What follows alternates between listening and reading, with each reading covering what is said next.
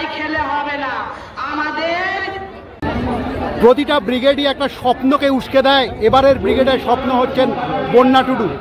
আচ্ছা, একই সঙ্গে আপনি ডাকাত এবং চোরের বিরুদ্ধে লড়াইয়ের কথা বলেছেন। বিজেপি শাসনে দেখি ঔরঙ্গজেব ছাড়া কোনো ইস্যু নেই, আর তৃণমূল শাসনে দুর্নীতির পাহাড় তৈরি হয়েছে। এই আগামী লড়াইটার চ্যালেঞ্জটাকে আপনি কিভাবে দেখছেন? এর জটিলতাটা যদি একটু বলেন। আরে ওদের চোরকে চোর বলবে না তো সাধু বলবে নাকি? ওরা তো চুরি করছে, 2011 সাল থেকে চুরি করছে। একজন ডাকাত, একজন চোর। কারণ হচ্ছে এদের বার্তাটা কি দেওয়া হবে? মানুষকে বোঝালে নিশ্চয়ই তারা লাল ঝান্ডার পাশে চলে আসবে।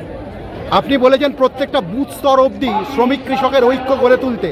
এই ঐক্যটা কি 26-এ একটা ম্যাজিক তৈরি করবে? ম্যাজিক হবে, কাজ শুরু করে দিয়েছি। এমনি আমাদের হুগলি জেলা থেকে প্রথম থেকে শুরু, আমাদের জেলায় জেলায় বার্তাটা চলে যাচ্ছে।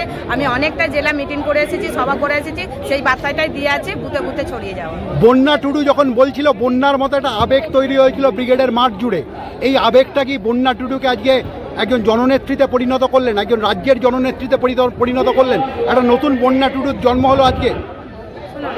এবারে ব্রিগেডটা হয়েছে শ্রমিক, কৃষক, ক্ষেত মজুর, তাদের পাশে থাকা আমাদের কাজ।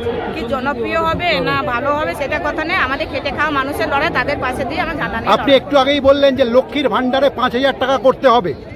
পশ্চিমবঙ্গে তো অটো চালক আছেন, কৃষক, ক্ষুদ্র কৃষক আছেন, তাদের জন্য আপনার দাবি কি? তাদের জীবনে প্রগতি আনতে আপনি কি প্রস্তাব দিতে চান? কারণ হচ্ছে আমাদের যখন বামফ্রন্ট সরকার ছিল তখন কিছু ভাতা শুরু হয়েছে, বিধবা ভাতা, বার্ধক্য ভাতা, 60 বছর ভাতা।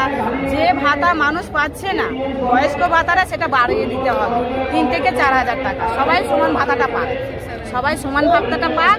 আর যেটা রেশনের মালটা বলা হচ্ছে, রেশনের মালটা একবার দেওয়া হচ্ছে, সেটা মাসে 4 বার দেওয়া হবে। 4 বার দিলে একটা মানুষের সংসারটা চলবে, 4 বার দিতে হয়।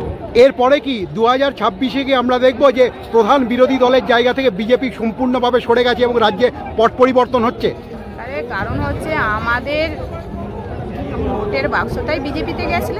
তারা বিজেপি বুঝে গেছে নরেন্দ্র মোদী চাল কটরা বেচা মানুষ, ও বুঝে গেছে ধর্ম নিয়ে রাজনীতি করে, ধর্ম নিয়ে চলবে না, আমাদের পেটের লড়াই, রুজির লড়াই, এটা বুঝে গেছে। তাই বিজেপির ভোটটা আবার বামেদের দিকে ফিরছে। ধন্যবাদ ভাই।